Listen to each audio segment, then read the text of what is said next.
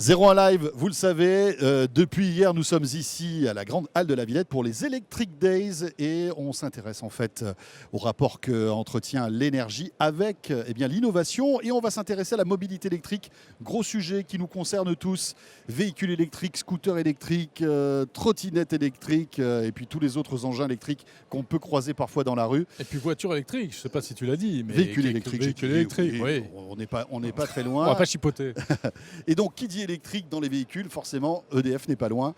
Et on vous présente tout de suite nos deux invités. Yannick Duport, bonjour. Bonjour. Vous êtes directeur mobilité électrique du groupe EDF. Tout à fait. Voilà, parce que EDF a décidé de prendre à bras-le-corps en fait ce sujet. Vous allez nous expliquer comment. Et puis Éric Fintin est avec nous aussi. Bonjour Éric. Bonjour. Vous êtes le responsable des véhicules électriques chez Renault. Éric, on va commencer avec vous. Yannick. Et alors EDF qui apporte de l'énergie et de l'électricité dans les habitations de manière fixe, on comprend. De quelle manière est-ce que vous pouvez vous pluguer, j'allais dire, sur cette dynamique liée aux véhicules électriques ? Alors écoutez, EDF d'abord croit en la mobilité électrique. Croit en la mobilité électrique finalement pour lutter contre le réchauffement climatique dans le secteur du transport. Alors bien évidemment, cette fourniture d'alimentation doit être faite avec une production d'électricité qui doit être faiblement carbonée. Et EDF est le champion de la production d'électricité en France, mais aussi dans le monde, avec une électricité très très bas carbone. Deuxième point, nous travaillons à EDF, vous ne le savez peut-être pas, mais depuis 1972, nous sommes sur ces sujets autour de la mobilité électrique avec notre R&D. Et enfin, ce qu'on constate, comme beaucoup de gens en ce moment, c'est qu'il y a un mouvement de l'ensemble des acteurs. On va dire que le contexte aujourd'hui est finalement favorable à la mobilité électrique. Contexte politique, contexte sociétal, les constructeurs aussi technologiques. On voit bien que l'opinion publique est prête à ça. Les constructeurs aussi rivalisent, investissent, rivalisent de propositions de nouvelles offres pour les clients. Et donc EDF a décidé d'accélérer et de lancer son plan mobilité électrique. Et nous souhaitons être, d'ici 2022, le leader de la mobilité électrique sur nos 4 grands marchés en Europe. Alors, c'est bien beau, ça donne envie, c'est super. Mais alors vous dites volonté politique, est-ce que vous pensez vraiment qu'il y a une vraie volonté politique aujourd'hui pour accélérer sur l'électrique ? Quand on voit que, par exemple, quand on est dans un immeuble et qu'on veut une borne électrique dans son parking, il faut attendre parfois un an pour avoir une réunion avec le syndic, etc. Est-ce qu'il ne faut pas aussi dépoussiérer certaines législations qui commencent à être un peu vieillottes ? Écoutez, on voit clairement que ce soit finalement l'Europe, la France, la réglementation au jour d'aujourd'hui va en faveur de la limitation des rejets de CO2. Et nous, dans le cas de notre plan de mobilité électrique, notre ambition, c'est d'être évidemment leader sur la fourniture d'électricité pour les véhicules électriques, mais aussi au travers des infrastructures de bornes, pour que chacun puisse finalement se raccorder. Et Sodetral, notre filiale qui porte cette ambition, cet acteur de référence qui va se développer en Europe, proposera à nos clients une solution en matière de fourniture, d'infrastructures, mais également de services associés. Donc là, on comprend bien qu'on est au début de l'histoire. La solution, elle n'existe pas encore. Mais Ah non, alors des solutions existent au jour d'aujourd'hui. Alors quoi ? Qu'est-ce que vous proposez ? Nos commercialisateurs, si vous voulez, sur les 4 grands pays dans lesquels nous voulons aller en matière de marché, font déjà des offres sur des offres de fourniture associées à des offres, des solutions de recharge qui vont de la simple finalement renforcement de la prise de courant qui existe à des bornes plus innovantes, plus intelligentes. Par exemple, notre filiale SOWI 100% du groupe EDF propose un lien avec une borne intelligente qui peut être dans une copropriété et qui fait le lien avec la station connectée. Et donc le client finalement peut piloter sa voiture et avoir un contrat de fourniture, donc gérer son infrastructure et en même temps être alimenté par le bon contrat de fourniture. Si je peux me permettre, oui. Pour dire que ça marche, il y a la preuve toute simple, c'est qu'il y a 170 000 clients de Renault et d'autres concurrents ensuite qui roulent en électrique tous les jours en Europe, qui sont extrêmement satisfaits. Nous, c'est notre plus haut taux de satisfaction. Donc ces gens-là, ils ont bien réussi à trouver des manières de se recharger. Et donc, ça montre que c'est possible pour tout le monde. Aujourd'hui en France, plus d'une... C'est pas aussi simple que l'essence, Eric. Voilà, c'est ça. Ça dépend des cas, vous avez raison. clairement, l'habitat individuel, c'est la solution la plus simple. Et c'est pour ça qu'aujourd'hui, le véhicule électrique est avant tout rural, contrairement à ce qu'on dit parfois. Ensuite, l'autre, effectivement, la question... Ça, c'est un paradoxe un peu. c'est pas ce qu'on avait imaginé il y a quelques temps, Ouais. mais c'est la réalité C'est aujourd'hui. plus facile d'installer une prise pour recharger sa voiture quand on est en habitat rural, entre guillemets, qu'en ville. Bah, en fait, Mais pourtant, c'est plutôt en ville que la Oui. voiture électrique trouve son... Il y a trois raisons. Il y a effectivement l'habitat, il y a aussi la multimotorisation. C'est qu'à la campagne, finalement, les gens ont plus facilement plusieurs voitures. Et on sait que la voiture électrique, aujourd'hui, généralement, c'est pas la seule voiture du foyer. Et puis la dernière raison, c'est que les gens font des grosses distances et que vous savez que la voiture électrique, c'est rentable économiquement plus vous roulez. Et donc faire 5 km dans les embouteillages à Paris ou faire 50 km pour aller à la ville d'à côté tous les matins, eh bien, le bilan économique, il est pas du tout le même. Donc, pour revenir sur les copropriétés, je pense qu'il y a aujourd'hui effectivement des solutions qui marchent. C'est encore un peu compliqué et du coup on travaille beaucoup avec les opérateurs et le régulateur, et là c'est plutôt Enedis et le gouvernement pour proposer des choses très concrètes. Et je pense que là-dessus, la solution, c'est la solution qui a été adoptée dans pas mal de pays, c'est de faire le prééquipement des parkings à l'avance. Pour le neuf. Et comme ça sera fait une fois pour toutes. De toute Un façon, peu il va comme falloir on le faire. prééquipe aujourd'hui en fibre optique, Exactement. prééquiper en fait les places de parking souterrains avec des câbles qui pourraient permettre une borne. Ben voilà, un l'installation point de d'une borne. livraison Enedis qui est dans le D'accord. Mais parking. ça se fait effectivement, mais ce n'est que 10% du nombre de places de parking, je crois, hein, dans les Voilà, mais constructions neuves.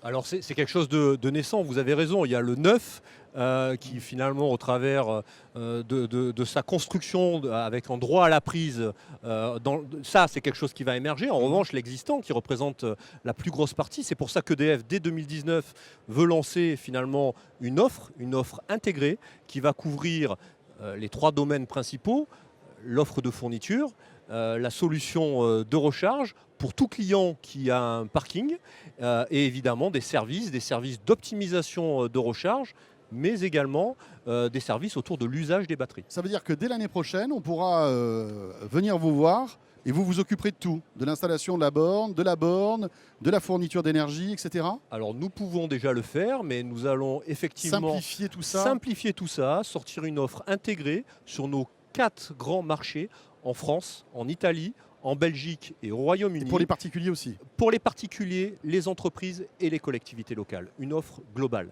et intégrée. Est-ce que vous ne risquez pas de vous heurter au même problème que les opérateurs télécoms, avec des problèmes de concurrence notamment? Parce que vous étiez en situation de monopole, aujourd'hui il y a une concurrence sur ce marché. Comment est-ce que vous pouvez être présent, répondre à la demande du client et en même temps ne pas phagocyter entièrement le marché? Écoutez, je pense que vous avez bien vu dans les annonces au travers du plan mobilité électrique que nous avons fait, par exemple sur la partie de la fourniture électricité, nous ambitionnons 30% de part de marché d'ici 2022. Donc l'objectif, ce n'est pas évidemment dans un contexte totalement concurrentiel d'avoir 100% de part de marché.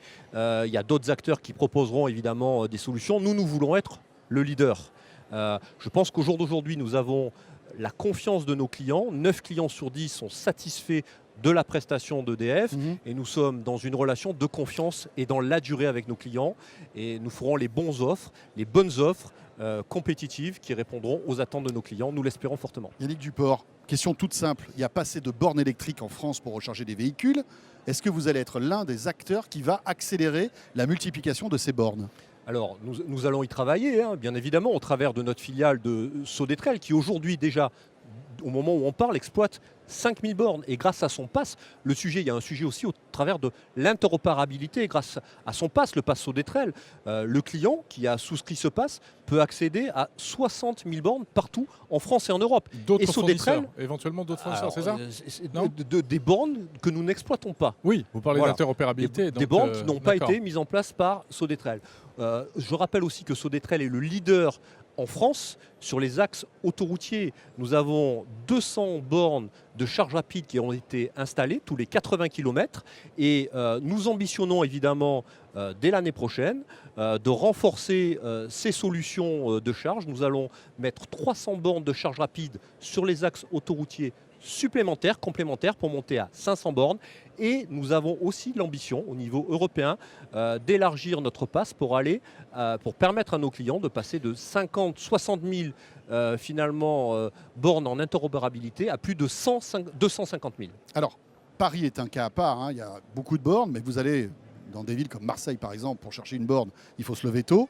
est-ce que vous allez investir aussi les villes, grandes, moyennes, petites, et inciter peut-être les municipalités à installer des bornes? Parce que c'est par là aussi que l'électrique pourra décoller, si on trouve des bornes facilement. Je pense que vous avez raison, c'est un des éléments majeurs. Il y a l'élément du prix, il est en train de baisser, l'élément de l'autonomie, il est en train d'augmenter. Mais EDF a un rôle justement dans ça. L'élément de l'infrastructure aussi est en train de se développer. Nous n'avons pas pour vocation de développer la totalité de l'infrastructure, évidemment, dans ces pays-là.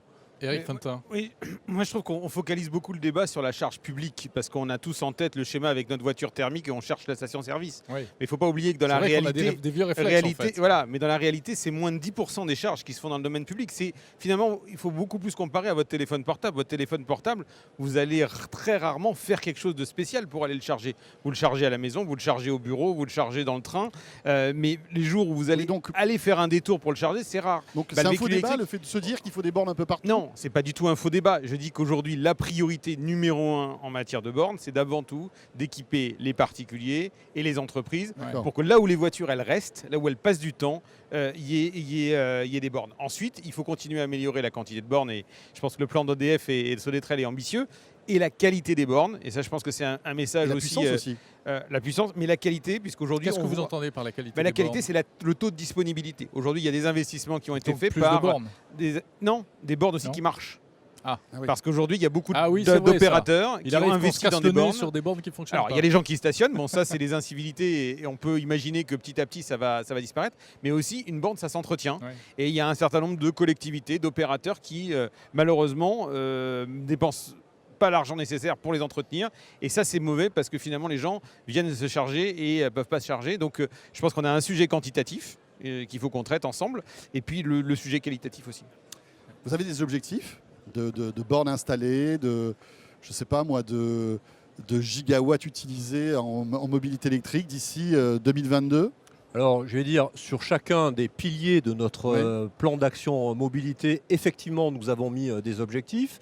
Sur la dimension de la fourniture, nous souhaitons alimenter, finalement, faire une offre de fourniture à plus de 600 000 véhicules d'ici 2022. Et sur la dimension de l'infrastructure, nous souhaitons développer près de 75 000 bornes supplémentaires également d'ici 2022. Et il y a un élément aussi sur lequel nous souhaitons travailler, c'est ce qu'on appelle le smart charging, qui finalement repense la relation à la voiture. On peut voir la voiture comme un moyen pour se déplacer, mais c'est aussi finalement... C'est une batterie ambulante. C'est finalement une batterie, vous avez totalement raison, qui est connectée au réseau et qu'il faut finalement quelque part piloter pour qu'on s'assure d'abord que le propriétaire de ce véhicule optimise sa recharge et ne paye pas de l'électricité trop chère en fonction du moment de la journée, mais également pourrait être rémunéré, et c'est ça qui est intéressant, si le besoin du réseau s'en faisait ressentir, finalement C'est-à-dire que la voiture décharger, rendrait de l'énergie tout à au fait, réseau. décharger l'électricité de la batterie, avec accord du propriétaire évidemment, et rémunérer finalement cette décharge, et ça pourrait permettre de faire gagner de l'argent aussi au propriétaire du véhicule. Et ça, c'est un sujet extrêmement important, puisqu'il fait finalement écho à un sujet d'insertion la plus harmonieuse possible de ce besoin de puissance au travers du réseau. On est prêt, ça, Éric Fantin, là-dessus? Bah écoutez, on est prêt. Nous, c'est des Les offres véhicules savent tous le faire. Alors, les véhicules savent déjà, je dirais, se faire piloter en termes de charge. C'est des offres qu'on a déployées dans un certain nombre de pays et qu'on va continuer à déployer, y compris en France, donc pour permettre ce pilotage.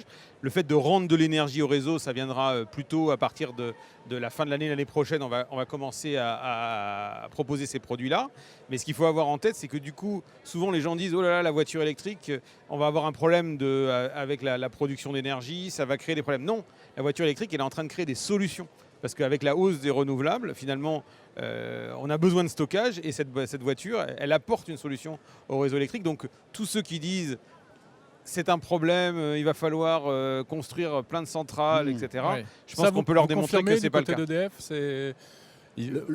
vous avez de quoi alimenter aujourd'hui X véhicules supplémentaires? Le sujet n'est pas un sujet de consommation de mégawattheures, c'est plus un sujet de puissance finalement. C'est comment je positionne d'ailleurs pour l'entreprise le plus harmonieux, le particulier, le plus harmonieusement possible, ce besoin de recharge et de décharge au sein du réseau global. Alors si vous êtes là tous les deux sur ce plateau aussi, c'est parce que vous avez annoncé ce matin même un accord entre EDF et Renault Yannick, est-ce que vous pouvez nous embrosser les grandes lignes et puis après Eric complétera? Oui, écoutez, c'est presque un partenariat naturel que EDF travaille finalement avec le groupe Renault. Donc nos sujets, c'est des sujets finalement où on peut se retrouver au travers d'offres commerciales. Notre objectif, nous, c'est pas de vendre de véhicules, ça c'est forcément le travail du groupe Renault. En revanche, on veut se positionner sur la fourniture d'électricité, vous l'avez compris, sur l'infrastructure et sur le marketing. Donc premier travail, ensemble, en commun, les offres commerciales. Deuxième sujet, c'est un sujet finalement plutôt de démonstrateur, d'expérimentation, notamment dans des territoires iliens qui sont intéressants parce que l'énergie renouvelable se développe fortement et il y a un lien à faire, comme le disait Eric tout à l'heure, entre la production d'énergie renouvelable et le stockage dans la batterie, voire après dans le réseau. Petite question, vous parlez d'offres commerciales. Est-ce qu'on peut demain imaginer acheter une Zoé chez Renault avec un package global, consommation électrique comprise, un pack Renault EDF? C'est quelque chose d'envisageable ou pas? Nous, de notre côté, on a deux objectifs dans la collaboration avec EDF et je dirais les énergéticiens en général. Il n'y en a que deux, c'est très simple. C'est un, faire baisser le coût d'utilisation de la voiture électrique pour nos clients parce que c'est la seule manière de démocratiser cette technologie et du coup de contribuer massivement au problème de la planète. Ça, c'est la première chose. Et la deuxième chose, c'est de faire en sorte que le parcours client, l'expérience, soit la plus seamless, comme on dit en bon français, fluide. Et que finalement, il n'y ait à aucun moment des questions à se poser. J'achète une Zoé ou un autre véhicule et à partir de ce moment-là, EDF va s'occuper d'installer une borne. Tout va être transparent. Nissan Zoe, je crois déjà. La borne et puis l'offre de fourniture associée, puisque finalement c'est un ensemble. Et on n'est pas du tout positionné sur les mêmes sujets, comme je vous le disais précédemment. Vous êtes très complémentaires. On est complémentaires. Et c'est ce qui nous réunit finalement. D'accord. Et ce partenariat commence quand? Honnêtement, il a commencé il y a de nombreuses années. Aujourd'hui, on vient finalement mettre une marche supplémentaire. Mais je pense qu'on citait tout à l'heure quelques exemples flagrants. Renault, vous savez qu'on opère sur nos sites en France plus de 1200 bornes pour nos collaborateurs. C'est un des plus gros parcs de bornes installés en France. Et c'est Sodetrel qui en a la charge de la supervision. On a aussi créé ensemble, vous parliez des problèmes de système de paiement pour la recharge publique et de ne pas avoir à multiplier les badges finalement des différents opérateurs. On a créé ensemble il y a quelques années l'équivalent du Visa ou du Mastercard de la borne de recharge qui vous permet avec une carte de payer sur plusieurs opérateurs. C'est finalement qui fait l'interconnexion entre les différents opérateurs. Donc notre histoire, et puis EDF est aussi un de nos gros clients puisqu'il a une des plus grosses flottes de véhicules électriques en France. Donc c'est une longue histoire et on va accélérer avec l'arrivée. Je dirais qu'on est sur un partenariat, vous l'avez compris, qui se renforce, qui marche bien et un partenariat gagnant-gagnant, comme on les aime à EDF. Et je crois que vous allez tester en fait de nouvelles choses dans les dom-toms, c'est ça? Ah oui, les dom-toms, alors on parle souvent des îles parce que c'est une manière finalement assez simple de modéliser des réseaux électriques et des interactions. Il y a un vrai challenge sur ces territoires de décarbonation de leur électricité qui est souvent, qui a du mal souvent à croître pour des problèmes de stockage. Et la voiture électrique, là encore, elle vient comme une solution pour stocker l'électricité dans des systèmes où vous allez mettre de l'éolien, du solaire et où vous avez besoin de pouvoir livrer de l'électricité aux clients à des moments où il n'y a pas de vent et il n'y a pas de soleil. Sachant que c'est des systèmes qui ne sont pour la plupart pas interconnectés, ne peuvent pas bénéficier de l'apport finalement de réseaux d'autres pays. Oui, ils sont autonomes en quelque sorte. Ils sont autonomes complètement. Et c'est des systèmes aussi où les ENR se sont très très fortement développés. Alors attendez, qu'est-ce que c'est que les ENR? Les énergies renouvelables, photovoltaïques, solaires, hydrauliques, se sont très très fortement développés et on a des taux finalement de production des énergies renouvelables à des hauteurs de 30% qui rentrent dans le système. Donc c'est très important de les utiliser au mieux au travers des batteries et au travers de la mobilité des véhicules électriques. Bon, c'est très bien. Les dom-toms, c'est bien, mais la Corse aussi, c'est prévu, hein, Eric, Yannick, sans doute. La Corse n'est pas oubliée, j'espère bien bien. évidemment.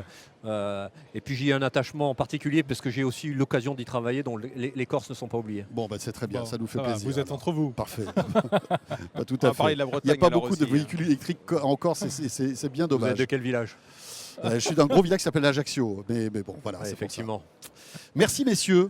Merci beaucoup. Eric Fintin et merci à Yannick Duport donc, pour ce ce bel exemple de Ouais. collaboration entre deux grands groupes. Rendez-vous dans quelques années, on a hâte d'en voir la concrétisation. Avec Et d'en plaisir. Dans quelques mois, pas dans quelques années. Merci à vous. Ce 01 Live depuis les Electric Days est terminé. Merci de nous avoir suivis depuis ces 2 jours. Voilà, et puis vous pouvez retrouver toutes les autres vidéos réalisées ici aux Electric Days afin de brosser toute cette palette de D'innovation. choses, d'innovation. Voilà. On parle de maisons connectées, on parle de mobilité électrique et aussi une interview exceptionnelle de Jean-Bernard Livière retrouvée sur 01nettv.com. Portez-vous bien, merci de nous suivre, à très vite. Salut à tous.